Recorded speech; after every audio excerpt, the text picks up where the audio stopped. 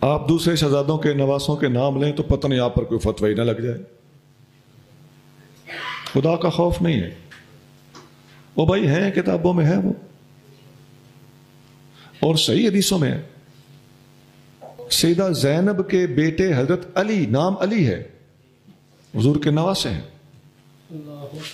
اسی شہزادی کی شہزادی حضرت امامہ ہے، وہ جن کے بارے میں بخاری میں آتا ہے کہ حضور نماز میں ان کو اٹھا بھی لیتے تھے۔ لیکن حضرت امامہ کا ذکر ہو تو وہ ان لوگوں کو قبول نہیں، خواہ بخاری میں ہو، اور حضرت امام حسن کا ذکر ہو تو وہ ہم تو قبول کرتے ہی کرتے ہیں، اسے وہ بھی قبول کر لیتے ہیں، خواہ وہ کسی اونچی کتاب میں نہ ہو، مستدرک جیسی کتاب میں ہو۔ اور حسن سے حسین بنانا اگرچہ وہ امکان ضرور ہے، لیکن ان کو پھر کنفرم بھی ہو جاتا ہے۔ یہ سٹیپ بائی سٹیپ ساری باتوں پہ غور کریں اور ان پر آپ اور ہم تبصرہ کریں تو کہیں گے یہ کی لگا پیا، انہوں کی لوڑ سی۔ جہاں سے ان کو کچھ اور ہی نظر آنا شروع ہو جائے گا، کیمرہ باریک ہوتا ہے تو یہاں کوئی نہ کوئی فتویٰ سامنے آ جائے گا۔ یہ ہے ان کے فتووں کی حالت زار سونا۔